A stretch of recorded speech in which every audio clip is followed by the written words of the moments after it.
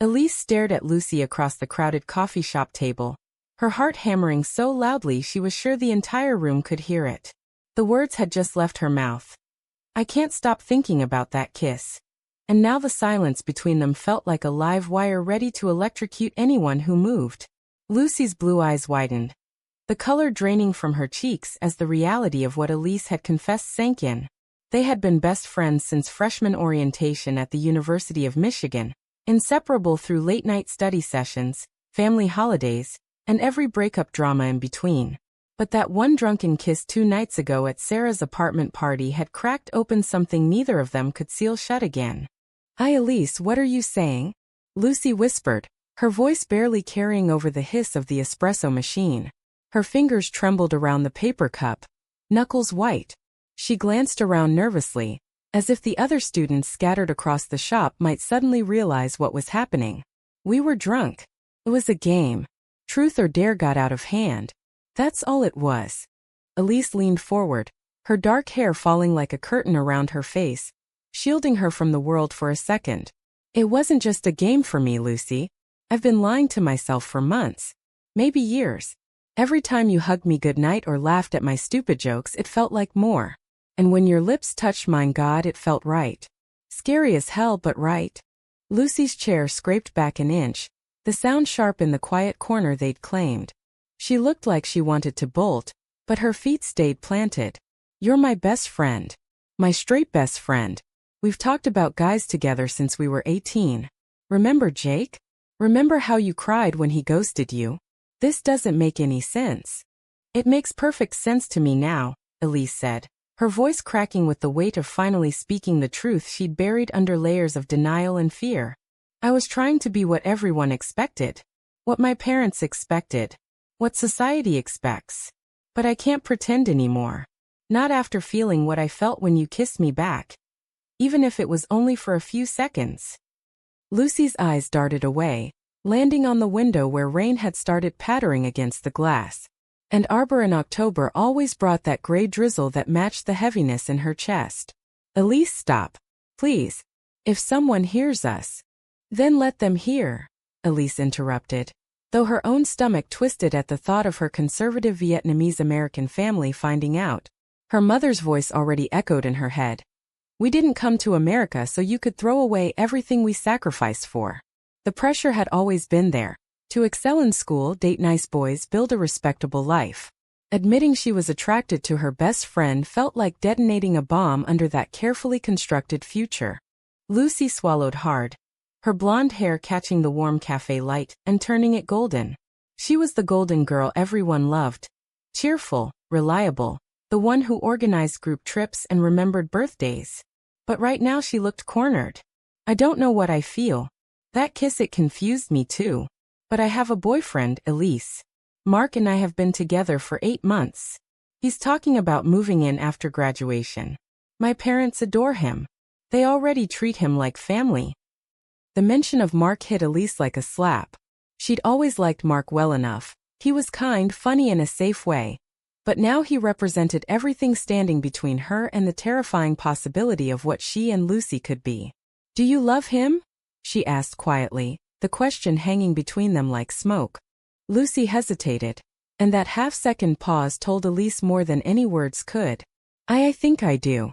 Or I did. Before that night. She pressed her palms to her temples. This is insane. We can't do this. You're asking me to blow up my entire life. Our friendship. Everything. I'm not asking you to do anything, Elise said, though her voice betrayed the desperation clawing inside her. I'm just telling you the truth.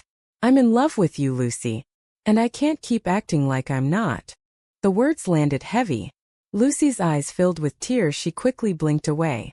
She reached across the table and grabbed Elise's hand for a brief, electric second before pulling back as if burned. I need time. I need to think.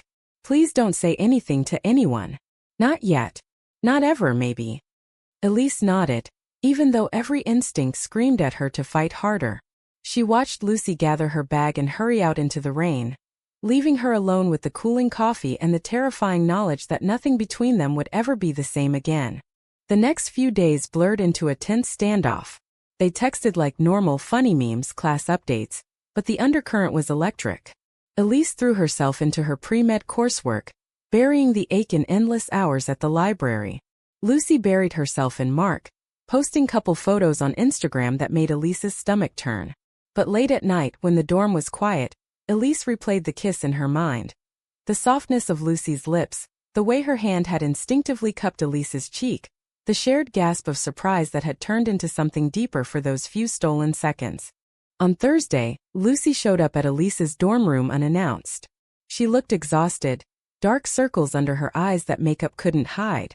"Can we talk?" "Alone." Elise let her in, heart racing. The small room felt even smaller with the weight of unspoken words. Lucy paced for a moment before stopping by the window. "I broke up with Mark yesterday." Elise's breath caught. "What?" "Lucy." "Don't." Lucy cut her off, raising a hand. "It wasn't just because of you. Or maybe it was. I don't know anymore." Being with him felt safe. But after that kiss, safe started feeling like a cage. "I kept comparing everything to how I felt with you. And that terrifies me." Elise stepped closer, careful not to crowd her. "What does that mean for us?" Lucy turned, her eyes searching Elise's face as if looking for an escape route that wasn't there. "I don't know if I'm gay, Elise. Or bi. Or just confused because you're the person I trust most in the world. But I can't stop thinking about you either. The way you look at me now, it's different. It makes me feel seen in a way no one else ever has."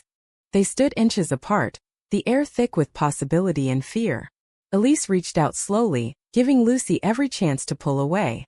When their fingers intertwined, it felt like the first honest thing either of them had done in years. But Lucy's next words shattered the fragile moment.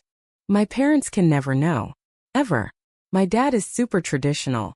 He still talks about how proud he is that I'm normal and dating a good guy. If he found out I was whatever this is, he'd disown me. I'm serious, Elise. He would cut me off financially and emotionally." Elise felt the familiar knot of her own family expectations tighten in her chest. Her mother had escaped Vietnam as a child, worked 2 jobs while putting herself through night school, and raised Elise with the mantra that success meant blending in, excelling, and never causing waves. Coming out as lesbian or even questioning would be seen as the ultimate betrayal of that American dream they'd fought so hard for. "I get it," Elise whispered. "My mom would probably cry for a week and then start praying the rosary every night. She'd say I was throwing away my future, that no one would respect me, that I'd end up alone and miserable. But Lucy, I'm tired of being miserable while pretending to be someone I'm not." Lucy's grip tightened. "So what do we do? Sneak around like teenagers? Lie to everyone we love? That doesn't feel like love. That feels like shame." The word shame hung between them, heavy and accusatory. Elise pulled her hand back, stung. "Is that what you think this is? Shameful?" "I don't know what I think." Lucy's voice rose, then dropped quickly as she remembered the thin dorm walls. "I'm scared. I've never felt this way about a girl before. What if it's just a phase? What if I hurt you? What if I hurt myself?" They talked until the early hours, circling the same fears. Family rejection, social judgment on campus, the loss of their easy friendship if things went wrong. By the time Lucy left, they had agreed to take it slow. No labels, no public declarations, just seeing where the feelings led. But even as they shared a tentative, sober kiss goodbye at the door, Elise knew the slow path was an illusion. Feelings this strong didn't stay hidden for long. The following weekend brought the first real test. Their friend group had planned a cabin trip up north to celebrate midterms being over. 6 of them crammed into 2 cars, laughing and blasting music like always. But everything felt different now. Elise and Lucy sat in the back of Sarah's SUV, their thighs brushing accidentally with every bump in the road. Each touch sent sparks through Elise's body, and she caught Lucy stealing glances when she thought no one was looking. At the cabin, surrounded by towering pines and the crisp autumn air, the group settled into their usual routines: bonfire, beer pong, ghost stories. Mark wasn't there, of course, and when someone asked why, Lucy gave a vague answer about needing space. The lie sat uncomfortably in Elise's stomach. She wanted to shout the truth from the dock overlooking the lake, but instead she helped Lucy carry firewood, their fingers brushing in the firelight. Later that night, after everyone else had gone to bed, Elise and Lucy slipped out to the dock. The moon reflected on the dark water, and the only sound was the gentle lap of waves. Lucy wrapped her arms around herself against the chill. This is crazy. I keep waiting for someone to figure it out. Elise stepped behind her, hesitating before wrapping her arms around Lucy's waist. It was the first time they'd held each other like this since the kiss. No one's figuring anything out. We're just two friends enjoying the view. Lucy leaned back into her, relaxing for the first time in days. It feels good. Too good. Like I could get used to this. She turned in Elise's arms, their faces inches apart. But what happens when we go back to real life? Classes, families, future plans that don't include each other like this. Before Elise could answer, footsteps crunched on the path behind them. They sprang apart just as Sarah appeared, flashlight in hand. There you two are. We're doing esmores. Come on. The moment was broken, but the tension lingered. As they walked back, Lucy's hand brushed Elise's in the dark, a secret promise that sent hope and dread spiraling through Elise's veins. She knew they were playing with fire, but for the first time the burn felt worth it. Back on campus Monday morning, the pressure mounted. Elise's mother called, her voice bright and expectant over the phone. How's school, Con? Any nice boys in your classes this semester? You know your tia is always asking when you'll bring someone home for Tet. Elise forced a laugh, the lie tasting bitter. No one special yet, Mom. Just focusing on grades. She hung up feeling like a traitor, the weight of her family's sacrifices pressing down harder than ever. Her parents had given up everything: language, culture, comfort, to give her opportunities they never had. How could she repay that by choosing a path they would see as wrong? Lucy faced her own battles. Her father texted daily reminders about graduate school applications, subtly pushing her toward the stable future he envisioned. Successful career, marriage to a man, grandchildren. When Lucy mentioned in passing that she and Mark had split, the disappointment in his voice was palpable even through the phone. You'll find someone better, sweetheart. Someone who fits our family. The secrecy started eating at them both. They stole moments in empty lecture halls, quick kisses in Lucy's car after dark, whispered confessions during late-night study sessions. Each encounter left them more entangled and more terrified. Elise began to notice the small changes in Lucy. The way she pulled away if anyone got too close, the forced smiles when their friends teased her about being single again. One evening, after a particularly intense make-out session in Elise's room that left them both breathless and wanting more, Lucy sat up suddenly, pulling her shirt back down. We can't keep doing this. It's not fair to either of us. I feel like I'm living two lives. Elise propped herself on an elbow, heart sinking. Then let's tell someone. Just one person. Sarah, maybe. She's open-minded. Lucy shook her head violently. No. If one person knows, it spreads. You know how campus gossip works. And if it gets back to our families, she trailed off, the fear clear in her eyes. The argument escalated quietly but fiercely. Elise accused Lucy of being ashamed of her. Lucy accused Elise of pushing too hard, too fast. They parted that night without their usual goodnight kiss, both feeling raw and uncertain. Elise lay awake staring at the ceiling, wondering if love was supposed to feel this much like war. The tension between Elise and Lucy simmered through the next 2 weeks, bubbling up in small, sharp moments that threatened to boil over. They still sat together in their shared psychology lecture, but the easy banter had been replaced by loaded silences and careful distance. Elise found herself replaying every interaction, analyzing every glance, every accidental touch. Was Lucy pulling away because she was scared? Or because she was regretting everything? Campus life continued its relentless pace. Midterm papers piled up, group projects demanded attention, and the approaching holidays loomed like a storm cloud. Thanksgiving break was only a few weeks away, and both girls knew what that meant. Going home to families who expected the same bright, successful daughters they'd always known. The thought made Elise's stomach churn. One afternoon in the student union, Sarah cornered Elise while Lucy was in line for coffee. Okay, spill. What's going on with you two? You've been weird since the cabin trip. Did you fight or something? Elise's pulse spiked. She forced a casual shrug. Just stress with classes. You know how it is. Sarah narrowed her eyes, not buying it. Bullshit. Lucy's been avoiding eye contact with you all week, and you look like you haven't slept in days. If something's wrong, you can tell me. I'm your friend too." The offer was tempting. Sarah was the most accepting person in their circle, the one who'd marched in pride parades and dated both guys and girls in the past.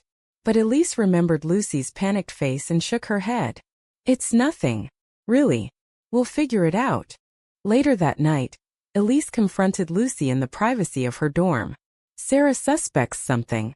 We can't keep pretending everything's normal. It's exhausting." Lucy paced the small room, her blonde hair messy from running her hands through it. "I know. But telling her means risking everything. What if she slips up? What if she tells someone else in confidence? I can't take that chance." "Then what do you want?" Elise asked, frustration bleeding into her voice. "To keep hiding forever? Sneak around until we graduate and then what? Go our separate ways like nothing happened?" Lucy stopped pacing and faced her, eyes glistening. "I don't know. I'm trying, Elise. I really am. Every time I'm with you it feels amazing. But then I think about my dad, about how disappointed he'd be, and I freeze. He's sacrificed so much for me, working overtime, skipping vacations, all so I could have this education. Telling him I'm in love with a girl would break his heart." Elise's own guilt mirrored Lucy's. Her mother had called again that morning, excited about a family gathering over break. "Bring your roommate if you want," she'd said, meaning Lucy, who had visited many times before as the perfect best friend. The idea of Lucy sitting at their dinner table now, with the secret hanging between them, felt impossible. They compromised by agreeing to tell no one for now, but to stop avoiding each other so obviously. It was a fragile truce. They started studying together again, their feet touching under the library table like a secret code. Small touches in public, brushing hair from the other's face, sharing earbuds, became their private rebellion. But the universe seemed determined to test them. During a group movie night at the apartment Sarah shared with two other girls, the film was a romantic drama about forbidden love. As the on-screen couple shared a passionate kiss, Elise felt Lucy's hand find hers in the dark, squeezing tightly. The moment was perfect until the lights came on and someone joked, "Man, if I ever kissed my best friend like that, my family would freak." Lucy pulled her hand away quickly, laughing too loudly to cover the flush on her cheeks. Elise excused herself to the bathroom, fighting back tears. When she returned, Lucy was deep in conversation with another friend, deliberately not looking her way. The next day brought a bigger crisis. Elise's mother surprised her with a visit to campus, bringing homemade banh mi and insisting on taking both girls to lunch. Sitting across from Mrs. Tran at a bustling Vietnamese restaurant, Elise felt like she was walking a tightrope. Her mother chatted happily with Lucy, asking about her classes and future plans, completely oblivious to the undercurrents. "You two are so close," Mrs. Tran said warmly, patting Lucy's hand. "Like sisters. It makes me happy to see Elise has such a good friend. Family is everything, you know." Lucy smiled, but Elise saw the strain in her eyes. "Yes, Mrs. Tran. Elise is like family to me too." The words stung because they were both true and a lie. After lunch, when her mother had left, Elise turned to Lucy in the parking lot. "That was torture. She thinks we're just friends. Sisters. How long can we keep this up?" Lucy leaned against the car, looking drained. "I don't know. But your mom is so proud of you. Mine is the same way. They see us as their success stories. Coming out would feel like telling them all their hard work was for nothing." That night, alone in her room, Elise broke down. She called her older brother, the one family member she'd always been closest to, but hung up before he answered. Instead, she texted Lucy, "I can't do this anymore. The lying is killing me." Lucy's reply came quickly. "Meet me at the Arboretum in 20 minutes." They met under the glowing fall leaves, the air crisp and smelling of earth. Lucy arrived breathless, her coat wrapped tight. Without a word, she pulled Elise into a fierce hug. "I'm sorry. I'm so sorry for pushing you away. I'm scared too, but I don't want to lose you." Their kiss under the trees was desperate, full of all the frustration and longing they'd been holding back. For a moment the world narrowed to just them.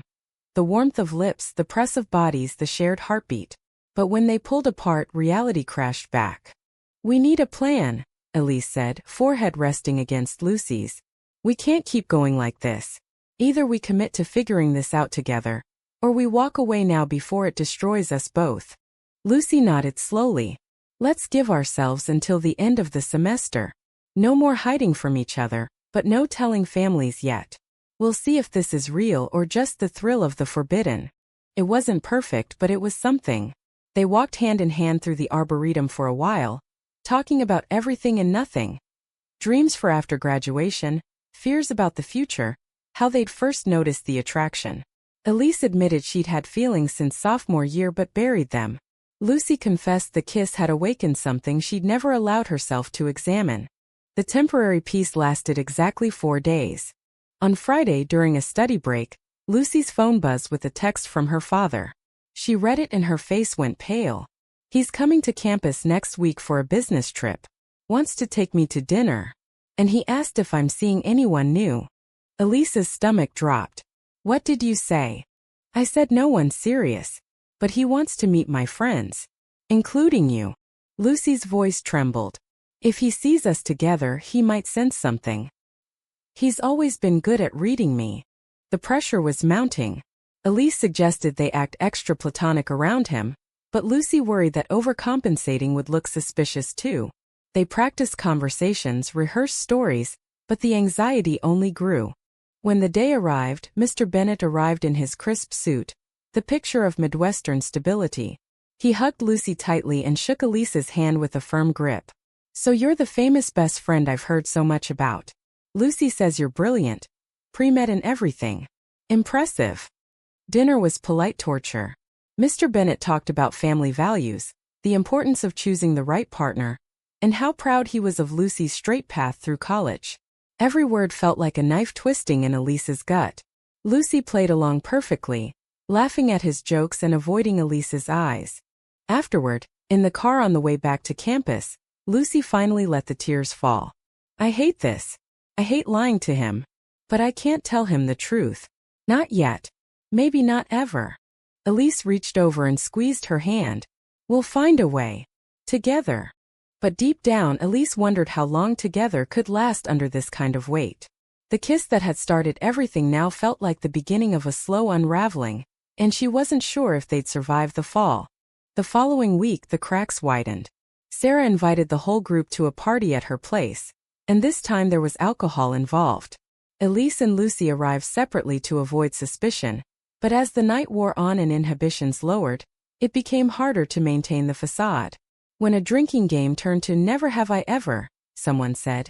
Never have I ever kissed my best friend. Lucy froze. Elise downed her shot quickly, hoping no one noticed. But Sarah's eyes narrowed, connecting dots. Later in the kitchen, Sarah pulled Lucy aside. Is there something you want to tell me? Lucy denied everything, but the damage was done. The rumor mill on campus started turning slowly at first. A whisper here, a knowing look there. Elise overheard 2 girls in the bathroom speculating about those 2 who are always together. The paranoia set in. They argued again, this time more heatedly.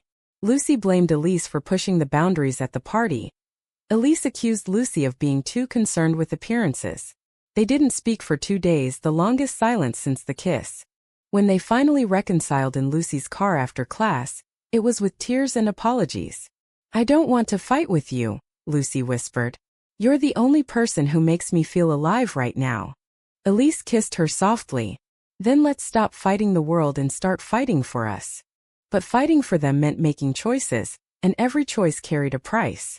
As winter approached and the leaves fell completely, leaving bare branches like skeletons, Elise felt the season mirroring their relationship.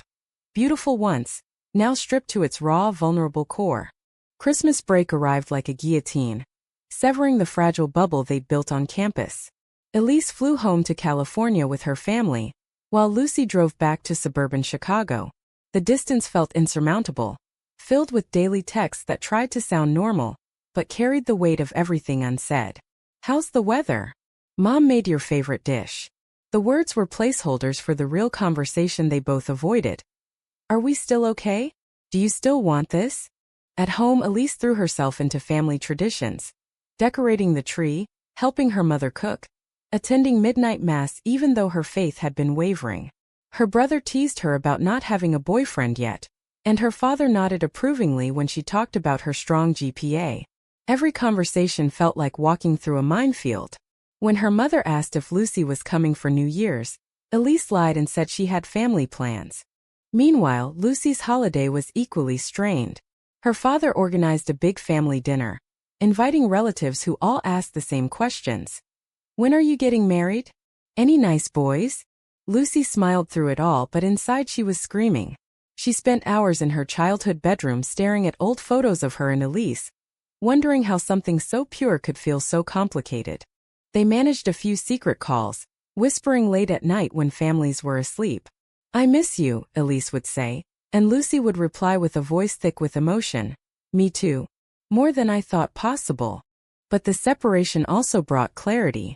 Away from the daily proximity, Elise began to question if she was asking too much of Lucy. Was she forcing her into a life she wasn't ready for? Lucy, for her part, found herself missing Mark's uncomplicated affection, even as she knew it wasn't what she truly wanted. The new year brought them back to campus, and the reunion was bittersweet. They met at the airport, hugging tightly in the arrivals hall like any best friends would. But in the car ride back, the tension returned. Did you think about us while you were home? Elise asked quietly. Every day, Lucy admitted. But it also made me realize how much I have to lose. My family is my everything. If they cut me off, I don't know how I'd finish school. Elise nodded, understanding all too well. Her own mother had hinted at setting her up with a nice Vietnamese boy from church. The pressure was mounting on both sides. Back in their routine, the relationship deepened in private while the public facade held by a thread. They spent nights together in one or the other's room, exploring the emotional and physical connection with tenderness and caution. No one crossed into anything explicit, but the intimacy was profound. Shared vulnerabilities, whispered dreams, the comfort of simply holding each other.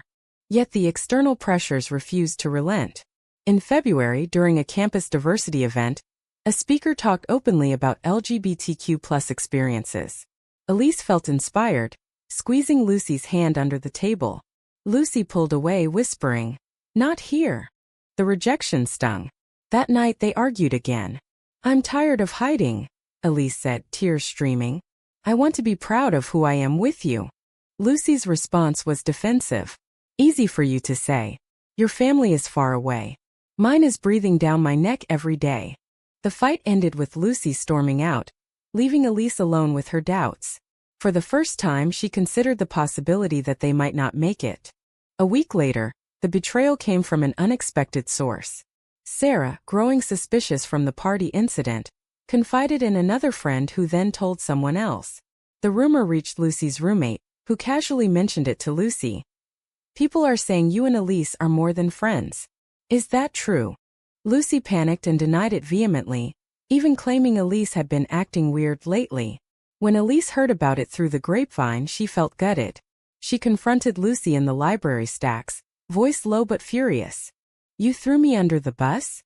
You made me sound like some obsessed stalker." Lucy looked ashamed but defiant. "I had to. My roommate was asking questions. If it gets back to my dad, that's not fair." Elise hissed. "We're in this together, or we're not." The argument spilled out into the cold night air as they walked back to the dorms. Lucy accused Elise of not understanding the different pressures she faced as the only child of traditional parents. Elise countered that Lucy was using her family as an excuse to stay in the closet. They didn't speak for 3 days.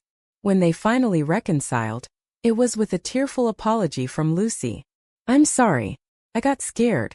But I don't want to lose you." They made love that night, not physically in the explicit sense, but emotionally recommitting to each other with promises to be more honest. But the seed of doubt had been planted. Elise began to wonder if Lucy would ever be ready to stand beside her openly. Spring break brought another test.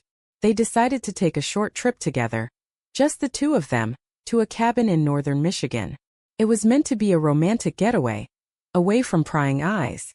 For 3 days they cooked meals, hiked trails, and talked for hours. It was the closest they'd come to normalcy. On the last night, sitting by the fireplace, Lucy turned to Elise.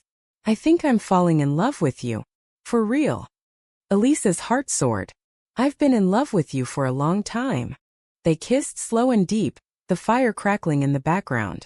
For a moment, the world outside ceased to exist. But back on campus, reality hit hard. Lucy's father called with news.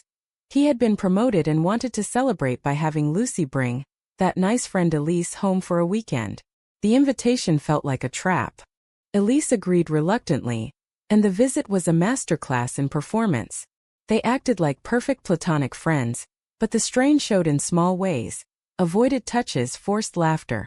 Mr. Bennet seemed pleased, but Lucy's mother pulled her aside at one point. "You seem different lately. Happier but also worried.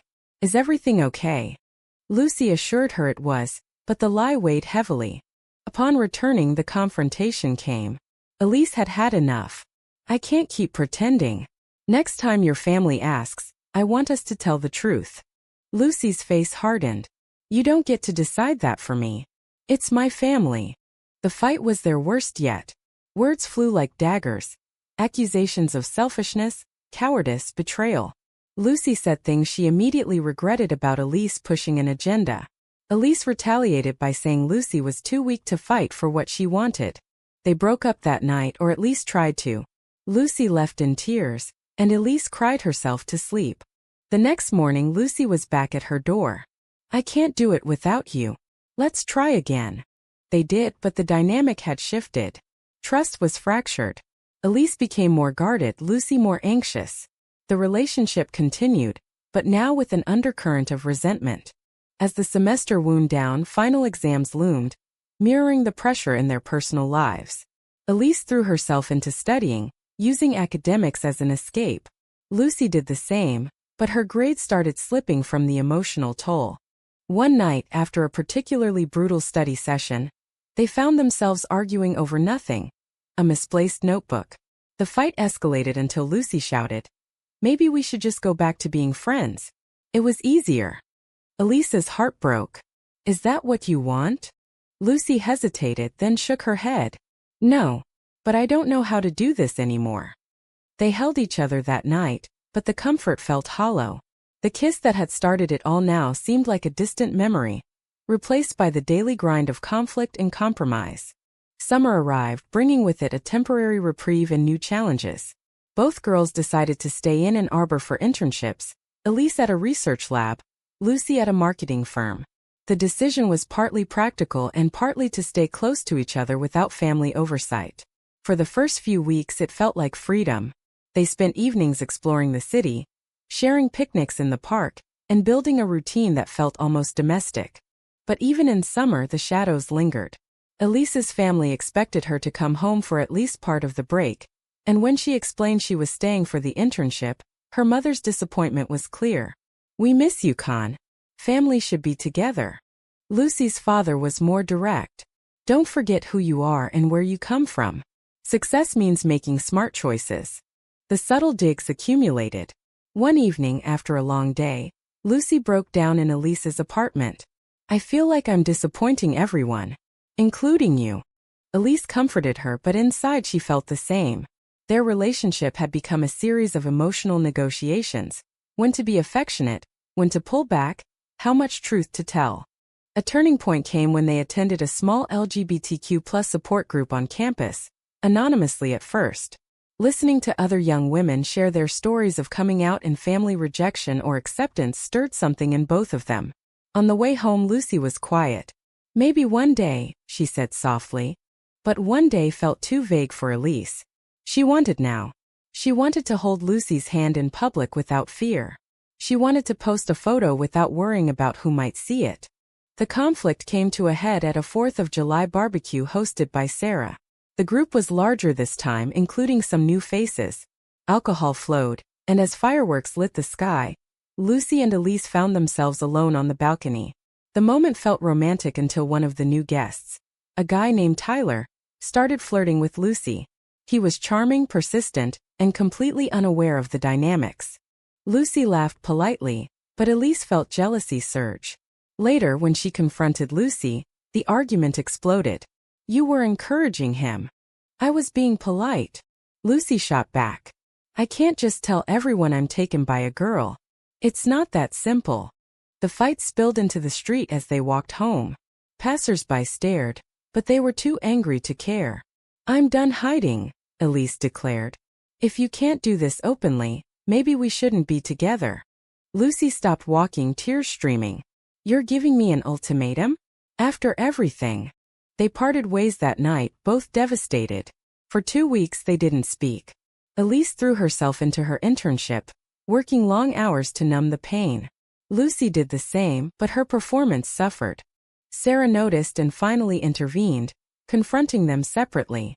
To Elise she said, "Whatever is going on, you two are miserable without each other. Fix it." The reconciliation was tentative. They met at their favorite coffee shop, the same one where Elise had first confessed. This time Lucy spoke first. "I'm sorry for the way I reacted. I'm trying to figure out who I am, and it's scary. But I know I love you. I want to try being more open, at least with our close friends." Elise, wary but hopeful, agreed. They told Sarah the truth that weekend. Her reaction was supportive and unsurprising.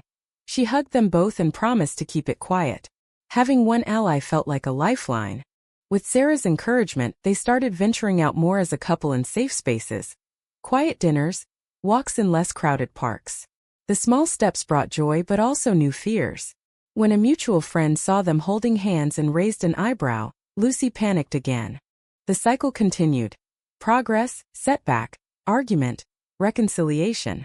By late August, as the new semester approached, they were exhausted but still together. Elise had started seeing a campus counselor to process her own identity and family guilt. Lucy joined her for a few sessions, finding some relief in talking to a neutral party. But the real test was looming.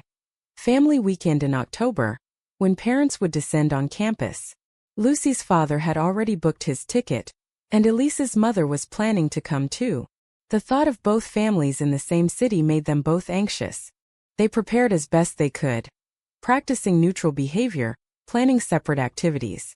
But on the day of the big football game tailgate, things went wrong. Mr. Bennett ran into Mrs. Tran at the event, and they started chatting. Before long, the parents were inviting each other to dinner. Elise and Lucy watched in horror as their two worlds collided. The dinner was set for the following night at a local restaurant. "It'll be fine," Lucy whispered, but her voice lacked conviction. The dinner was a nightmare of politeness. The parents got along famously, talking about their immigrant stories and shared values of hard work and family. Mrs. Tran even suggested that the girls room together next year because they were such good influences on each other.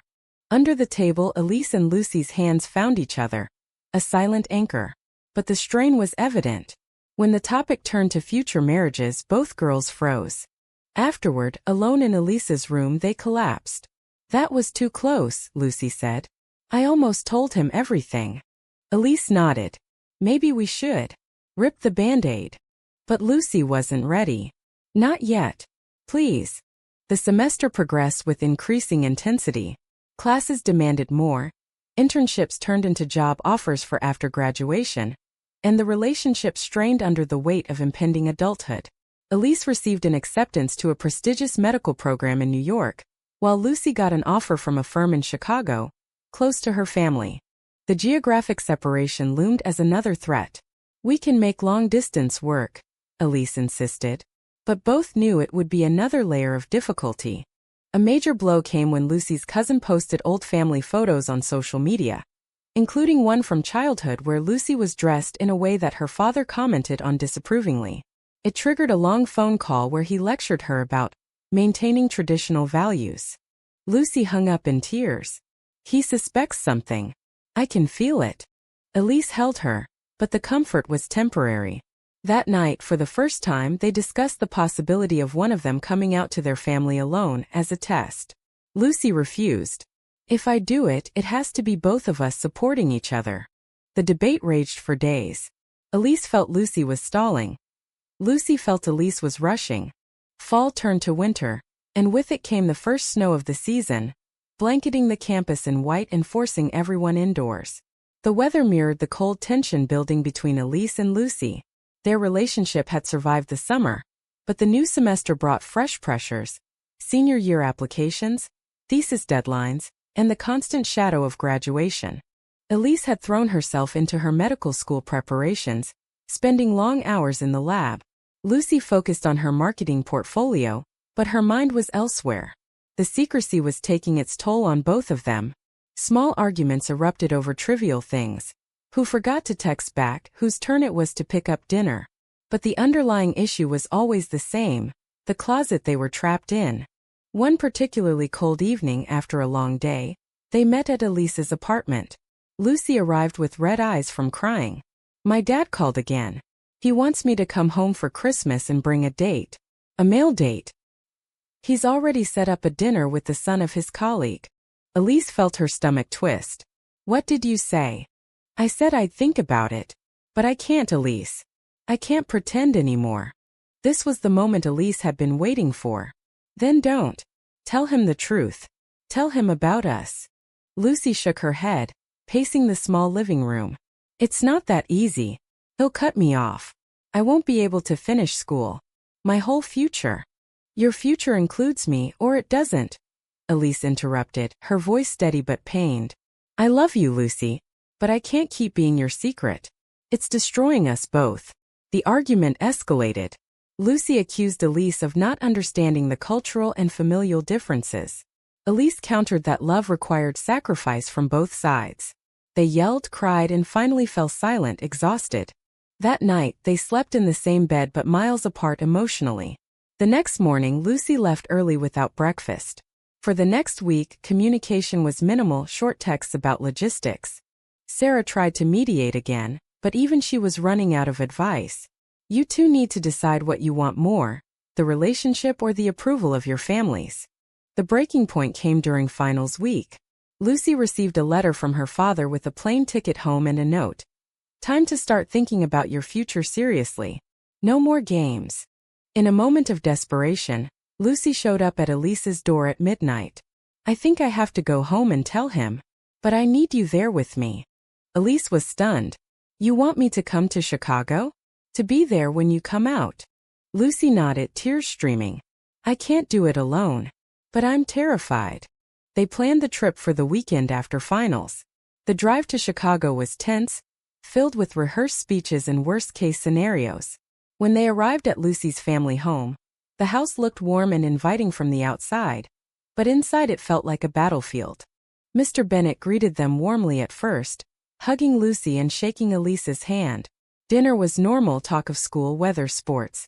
But after dessert, Lucy asked for a family meeting. Sitting in the living room, Lucy took a deep breath. Dad, Mom, there's something I need to tell you. I'm in love with Elise. We're together. As a couple. The silence that followed was deafening. Mr. Bennett's face went from confusion to shock to anger. What did you say? Lucy repeated it, voice shaking. Elise sat beside her, holding her hand openly for the first time in front of family. The reaction was explosive. Mr. Bennett stood up, voice rising. This is not happening. Not in my house. You're confused. It's a phase. Elise, I think you should leave. Mrs. Bennett cried quietly, asking questions laced with disappointment. The conversation turned into accusations. How could Lucy throw away everything they built? What would the relatives think? The church? The neighbors? Elise tried to defend them, speaking calmly about love and identity, but it only made things worse. Mr. Bennett demanded she leave immediately. Lucy begged him to listen, but he was immovable. They left that night, driving back to Ann Arbor in silence. Lucy cried the entire way, while Elise focused on the road, her own heart shattering. When they arrived, Lucy collapsed into Elise's arms. I did it. But it cost me everything. The aftermath was brutal. Mr. Bennett cut off financial support, demanding Lucy repay what he'd already paid for the semester. Calls from relatives flooded in with judgment and prayers for healing. Lucy's mother sent tearful voicemails begging her to come to her senses. Elise's family reacted when she finally told them over a video call. Her mother wept, her father was silent. Her brother tried to be supportive but clearly struggled. We love you, her mother said through tears. But this is not the life we wanted for you. The double rejection left both girls reeling. They leaned on each other heavily in the following weeks, but the stress manifested in different ways. Elise became hyper-focused on her studies, determined to prove she could succeed despite everything. Lucy withdrew, skipping classes and losing weight from the anxiety.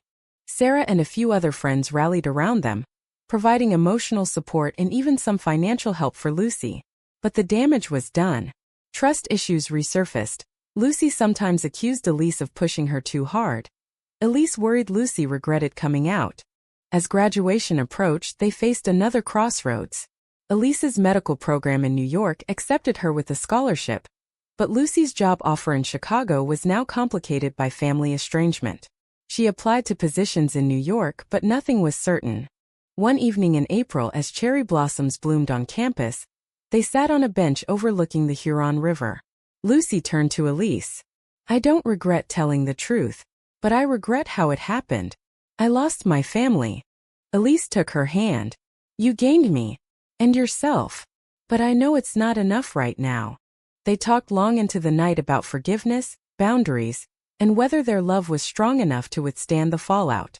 Lucy started therapy regularly, working through the grief of family rejection. Elise did the same, confronting her own cultural guilt. But cracks remained. When Lucy's mother reached out for a tentative reconciliation meeting, alone without Elise, Lucy wanted to go. Elise supported her but felt sidelined. The meeting went poorly. Mrs. Bennett pleaded with Lucy to try dating men again, offering to pay for counseling. Lucy left feeling more alienated than ever.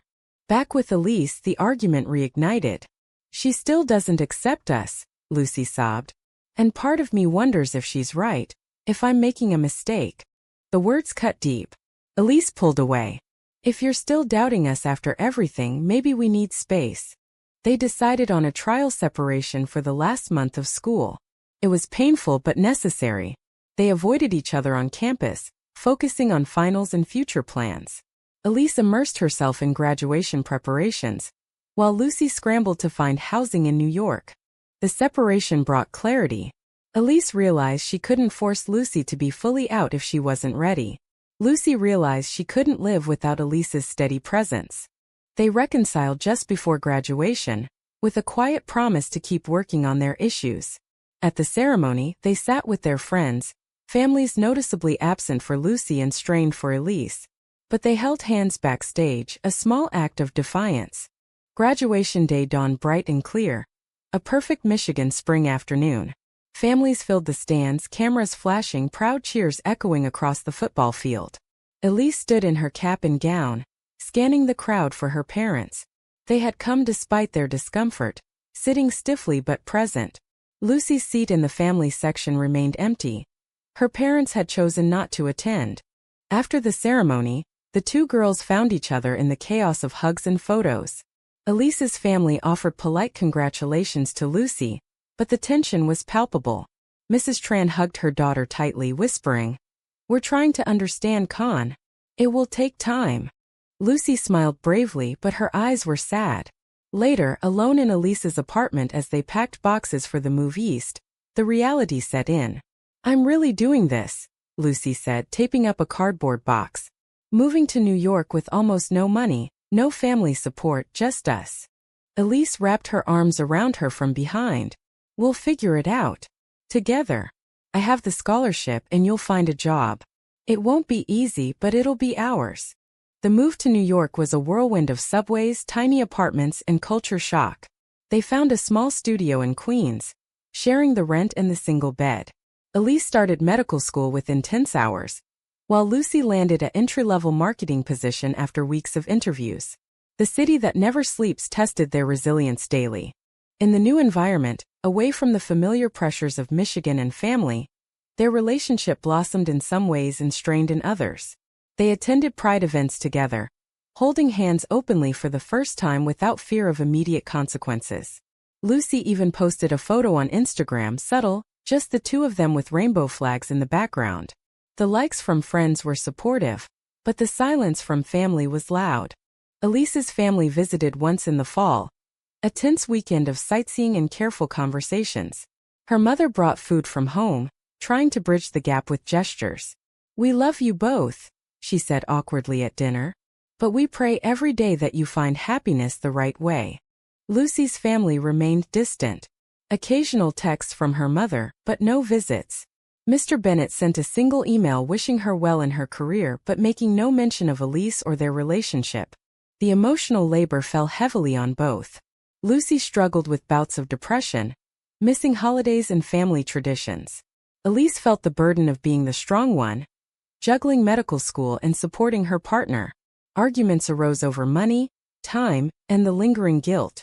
One particularly hard winter, after a long shift at the hospital where Elise was doing rotations, she came home to find Lucy crying over a family photo album.